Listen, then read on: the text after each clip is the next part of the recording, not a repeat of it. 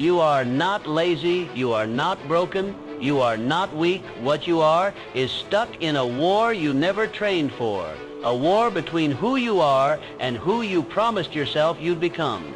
Every morning you wake up with weight in your chest. The clock ticks like a hammer against your temples. You feel it, don't you? That quiet panic, that subtle rage. The world moves fast, and yet somehow you're still. You're watching your life become a highlight reel of other people's courage. You're watching time, your most sacred currency, burn through your hands like dry leaves in wind. And you keep telling yourself, tomorrow. Tomorrow I'll start. Tomorrow I'll break the cycle. But tomorrow always hides behind a fog of hesitation. You've read the books, you've listened to the podcasts, you've filled journals with bullet points and goals and morning routines. But deep down, you're haunted by one unforgiving truth. You already know what to do. You just can't make yourself do it. And that is where the real pain lives, not in ignorance, but in paralysis. It's not that you don't dream big. It's that your feet feel chained. It's not that you don't believe in growth. It's that you're suffocating beneath the weight of potential never acted upon. Every second you spend in hesitation becomes a brick in the wall between you and the life you could have built. And with every brick, the fear grows. Let's name that fear, because pretending it isn't there is killing you quietly. It's the fear of being average. The fear of becoming just another blur in the background. Just another name on a resume. Just another could have been. You fear being forgotten, not because your ego craves legacy, but because your soul craves significance. And yet here you are, scrolling, hoping, numbing. There's a version of you waiting behind the fog, screaming, bleeding, clawing to get out. But you're too exhausted by the loop, too sedated by comfort. And comfort, oh comfort, is a slow death dressed in soft sheets and passive days.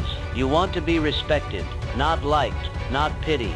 Respected. You want to look in the mirror and not flinch. You want to feel that rare fire, the kind that can silence a room without saying a word. But you'll never get there by waiting for motivation. You'll never get there by hoping for better moods, better weather, better timing. Life will not hand you the perfect conditions. It never has. It never will. And the longer you wait for ideal circumstances, the more likely you are to die with your greatness still inside you. No one is coming.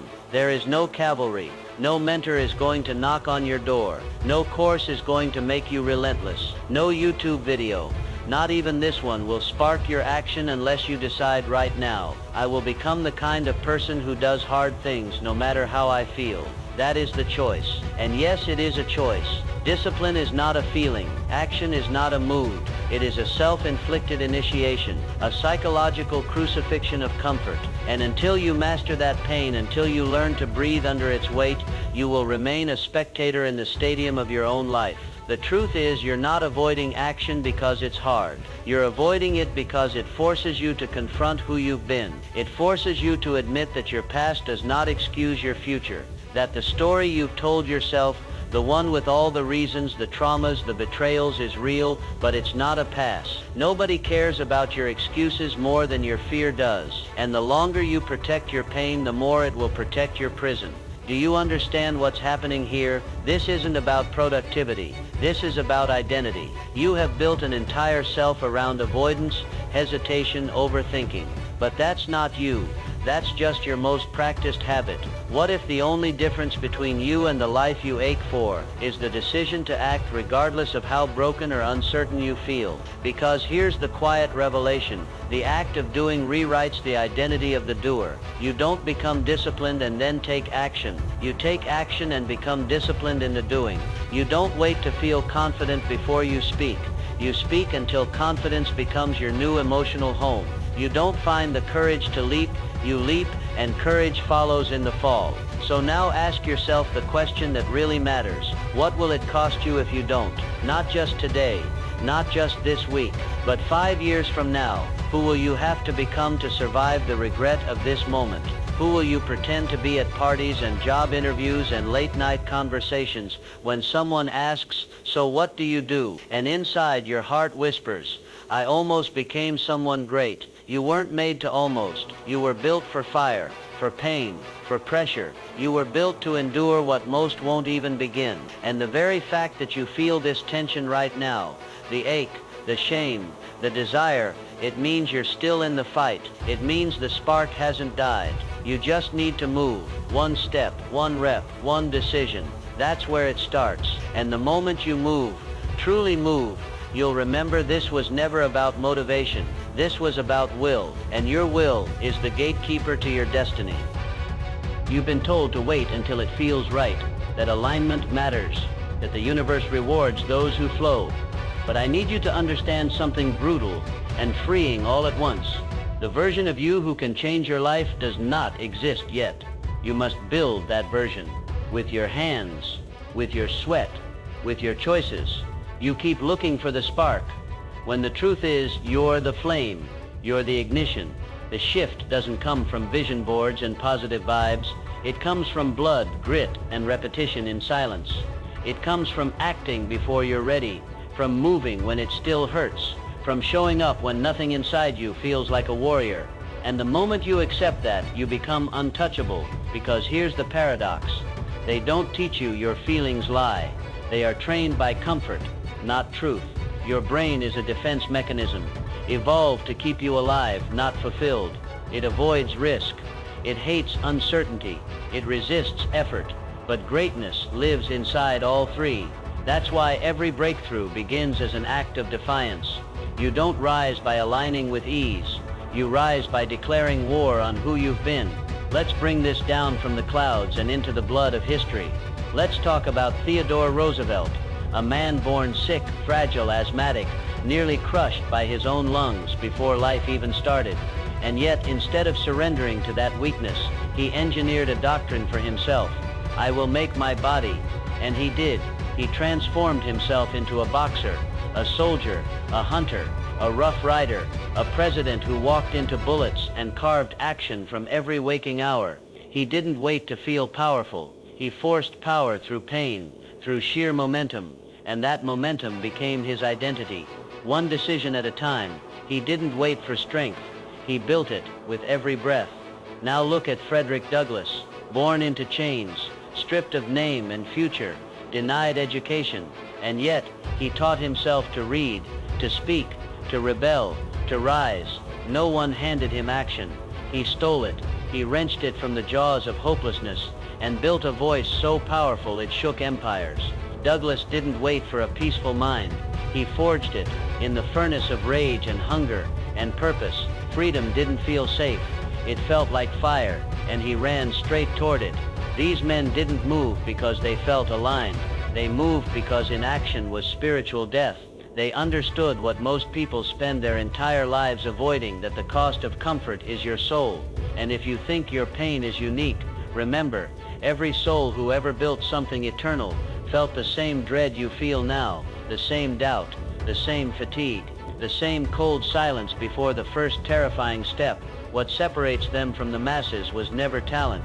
It was obedience to action, ruthless, daily, sometimes joyless, but always sacred obedience to doing the work anyway. This is the shift. You don't act because you feel strong. You feel strong because you act. Abident, it's not fixed. It is fluid. It is programmable, and you program it through what you do consistently, especially when it's hardest. You think you need confidence. No, you need evidence. You need proof that you are who you say you are, and that proof doesn't come from meditation or theory. It comes from showing up when the voice in your head says, why bother? And if you want a modern voice to echo this truth, look no further than David Goggins, a man who redefined the limits of human pain, not because he had better genes, but because he decided, I will not negotiate with weakness. Goggins was overweight, insecure, broken by his past, and still he forced himself to run, to bleed, to suffer, and somewhere inside that suffering he found the truth. You build confidence by keeping promises no one else sees. Let that sink in, because it means you don't need more time. You don't need more information. You don't need another plan. You need to become unreasonable. Unreasonable with your standards. Unreasonable with your fear.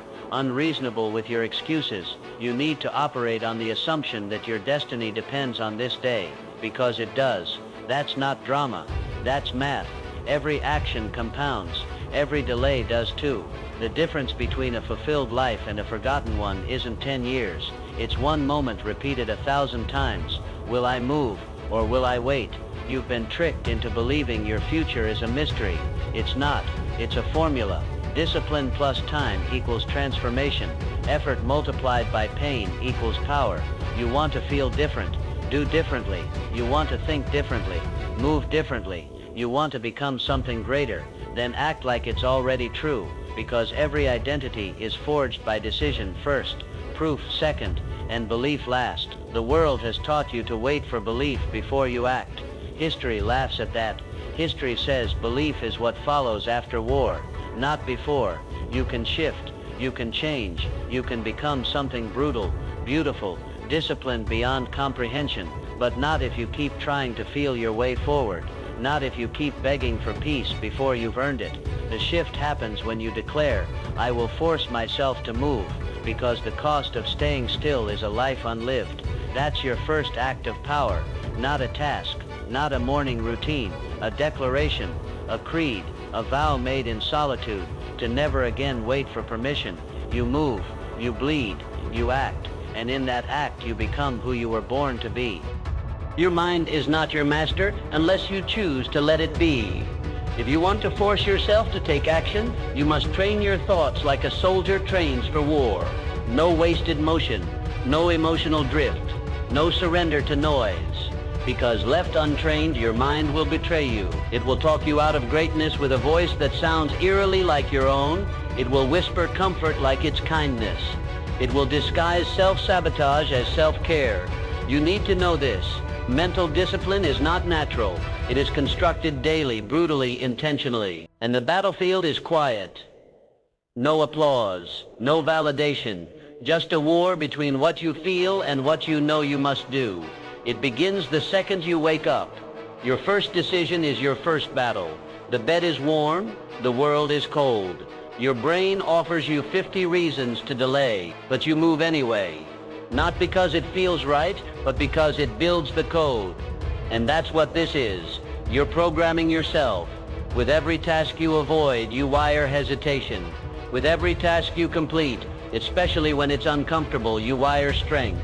That's the game. It's not about the outcome. It's about what you're becoming every time you do what's hard. You want to train mental toughness? Then build rituals that force engagement. Not when you feel like it, but no matter what. Discipline doesn't care about feeling. Discipline doesn't care if you're tired, uninspired, broken. It's the execution of your will when everything inside you begs for relief. Theodore Roosevelt called it the strenuous life. He believed softness was poison. He believed ease was a kind of death. That's why he boxed with bloody knuckles. That's why he hiked mountains with bleeding lungs. Because he knew, if I do not choose discomfort, discomfort will choose me. Your training must be aggressive. Not loud, not dramatic, but constant. Choose one thing every morning that challenges your mind and do it without negotiation. Cold shower, hard run, 10 minutes of stillness. Something that says, I own this body, I own this mind, I do not wait for moods. I move. This is how you break the cycle of waiting. You don't think your way into action. You act your way into clarity. Action sharpens the mind. It organizes the chaos. It pulls the needle of your focus through the fabric of uncertainty. Frederick Douglass once said, if there is no struggle, there is no progress. He wasn't talking about politics. He was talking about the human condition, about the soul's war with inertia. He wrote in the dark. He spoke to deaf crowds. He fought battles no one saw, but he never let silence become surrender. His mind was a weapon, not by birth, but by training. He refused to let circumstance dictate discipline. And that is your task now, to become immune to condition, to become someone who acts regardless of internal weather. So what do you train? You train refusal. Refusal to let weakness speak louder than your vow. Refusal to entertain excuses. Refusal to break your own code. You train presence. Laser attention on one task until it is done. You train detachment. Doing the work without needing applause. You train anticipation. Seeing the triggers that lead to laziness and breaking them before they bloom. You train pain. doing what hurts now to avoid what destroys later. You build a fortress of 1-minute choices. When the alarm rings, get up. When the mind resists, lean in. When fear rises, step toward. This is not about motivation. This is about motion. And motion breeds belief. Most people try to think themselves into action. They read, they plan, they psych themselves up. But you're different now. You act until your body remembers who it is.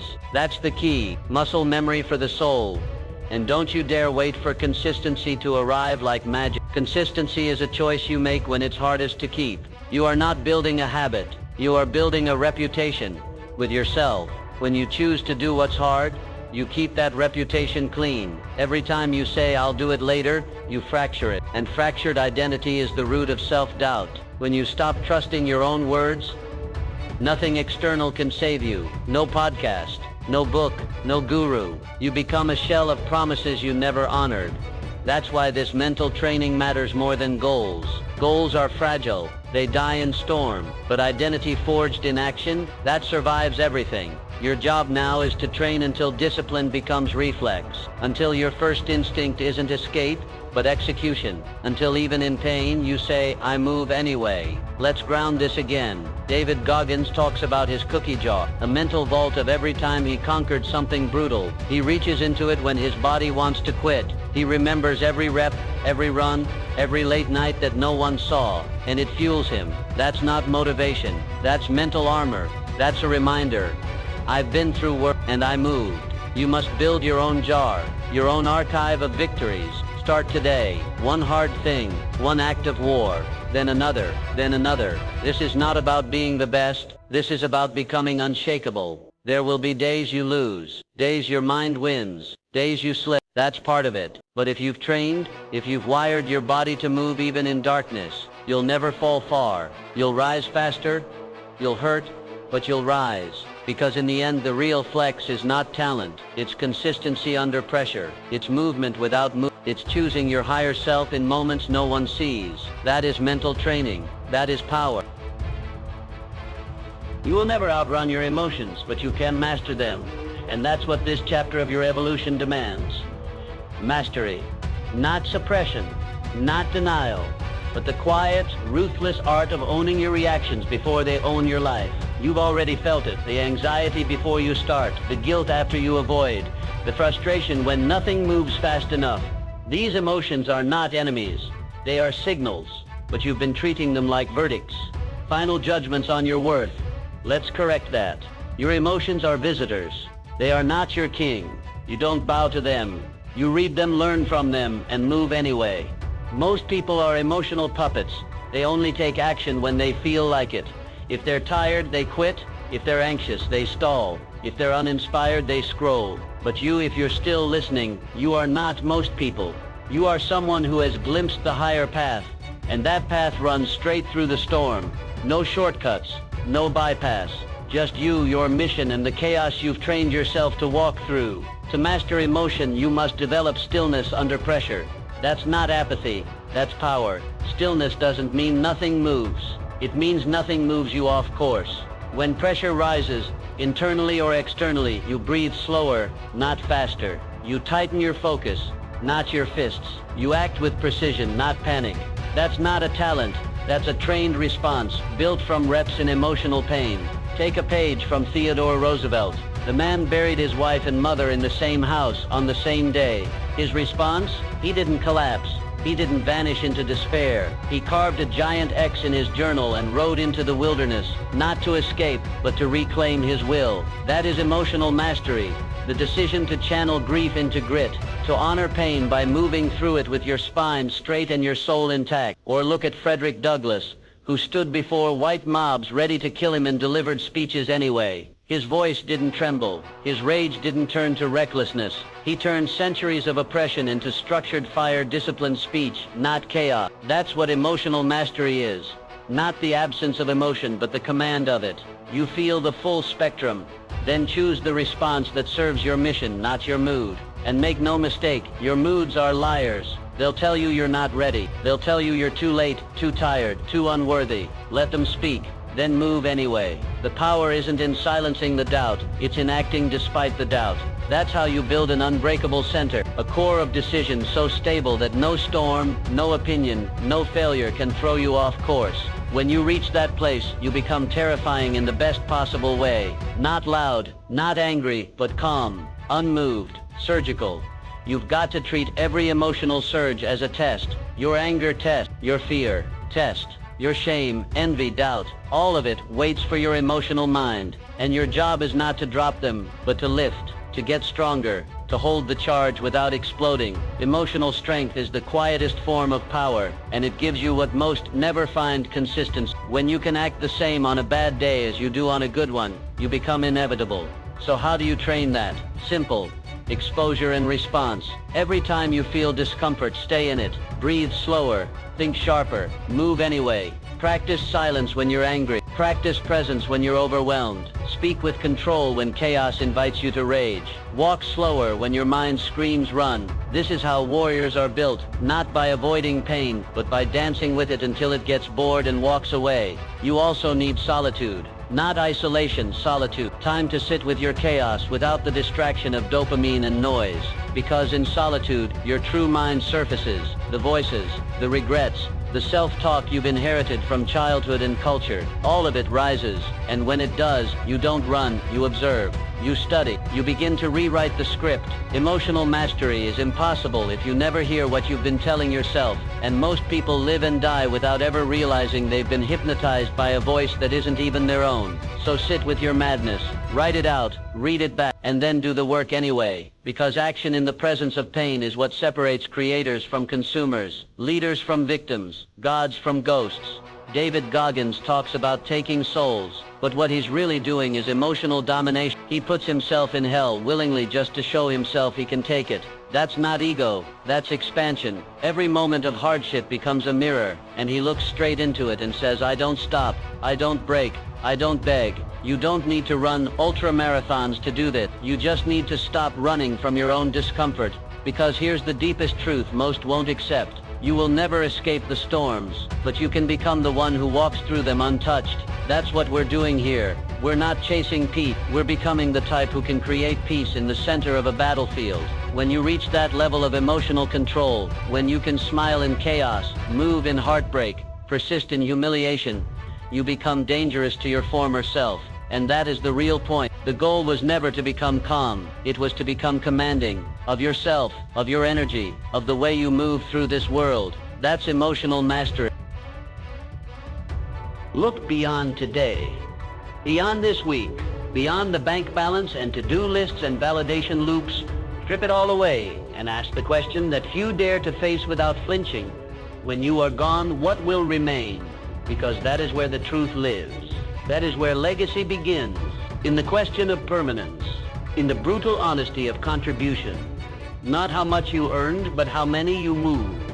Not what you did when it was easy, but what you did when no one clapped and everything hurt. You've been taught to chase results. Fine, but results fade. Legacy doesn't. Results are what you get.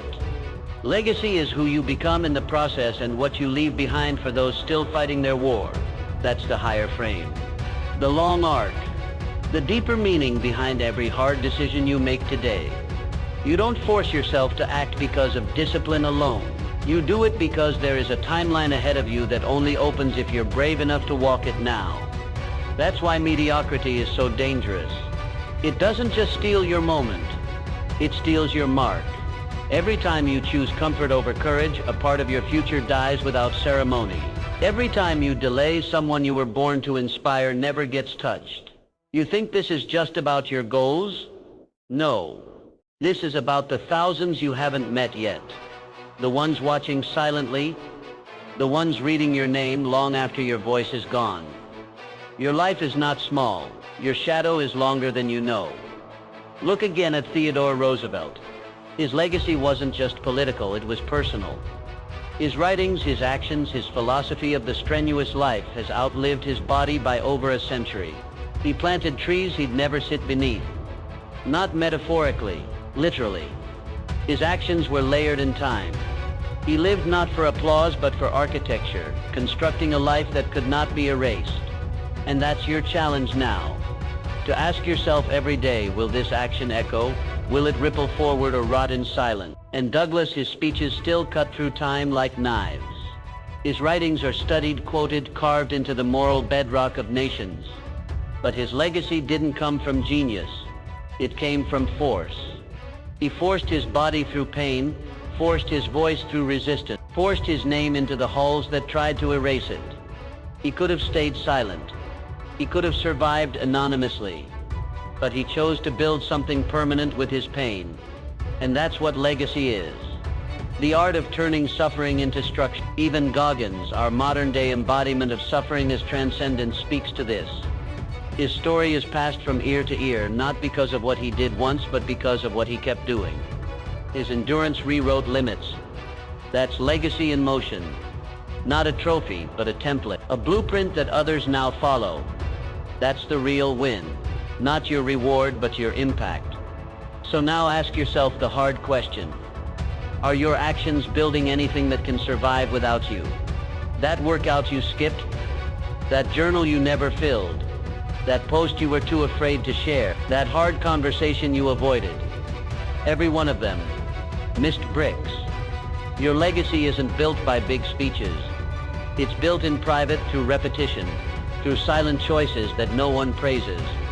Until years later when someone whispers, because of them I didn't quit. That is what should wake you up. Not motivation, not dopamine, but the image of someone finding strength in your old words. Someone pressing play on your story in their darkest hour and saying, if they moved, I can move. That is immortality.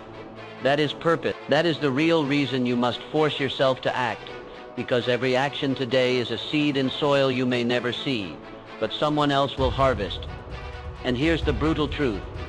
If you don't build your legacy, someone else will write your ending.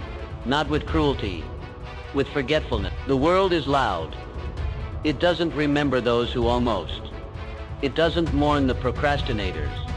It forgets the ones who never pressed record, never hit publish, never pushed through. It forgets the timid, and yet it immortalizes the relentless. You want your children to be proud of more than just your name. Then live in a way that would make them fight to defend it. Live in a way that if a stranger found your journal, your notes, your story, they'd be moved to rise higher. That's legacy. That's fire through time. It's not too late. You don't need a title. You don't need a platform. You don't need fame. You need to live like you'll be studied. And not out of vanity, but out of reverence for the life you've been given. Every breath is currency. Spend it on something that builds, not just survive. And every act of discipline, every moment you force yourself to rise when you'd rather retreat, that becomes part of your legend, your inner library, your final record. So from this moment forward, ask yourself one thing before every action. Would the future version of me be proud of this move? If not, don't do it. If yes, lean in. No matter the pain, no matter the fear. Legacy lives in the inches. Stack enough inches and you become a monument no storm can tear down. Because the real tragedy isn't death. It's being alive and already forgotten. There comes a moment in every life when the question is no longer what should I do, but who am I becoming? That moment is now, right now. You can feel it. The tightening in your chest, the war behind your eyes, the weight of every wasted day pressing against the edge of your ribs. That pressure isn't punishment. It's the signal, the final alarm, the last invitation. Because if you do not move now, if you do not rise and force yourself forward despite the trembling, this will become your story. Not just a moment, but a legacy of hesitation, calcified into identity. Do you understand what's at stake? This is not about one action. This is about all of them. The rhythm you set now becomes the drumbeat of your life. Keep skipping beats, and you'll die with a song that was never played. But force yourself to move, even when the melody is broken, and you become a symphony that roars through generations. You become the one who changed the lineage. You become proof that it's possible. You've been lied to by your comfort. It told you that you needed ease, that you were safer when things were soft. But comfort is the killer of kings, the butcher of potential. It feeds you slowly and starves your spirit. You think your pain is the problem? No. Your pain is the only honest thing in your life right now. It's not here to break you. It's here to build the bridge out of who you were and into who you must become. This is your call to arms. You don't get to wait anymore. You don't get to hide behind planning or mood swings or not ready. Ready is a myth. Action is the truth. And deep down, you already know that. You've always known. That's why this hurts. Because inside your soul, a voice is screaming, move. Move before you rot. Move before you vanish. Move before they forget you were ever here. Roosevelt didn't wait for the perfect moment. He ran toward hardship. He created storms just to prove he could stand inside them. That's what you must do now. Manufacture momentum. Summon it with force. Build the habit of action so violently that even your doubt starts to obey. That's how you reverse a lie. That's how you crack the mirror and become something unrecognizable. Something terrifying. Something free. And Douglas, when they told him to be quiet, he spoke louder. When they told him to obey, he rebelled with wisdom sharper than steel. He was not just a man, he was an engine of change. Powered by pain, refined by discipline. That is the kind of force you must become. Not chaotic, not reckless, but focused like a blade. You don't need noise, you need resolve. And if you falter, if you break, good. Let them see the scar.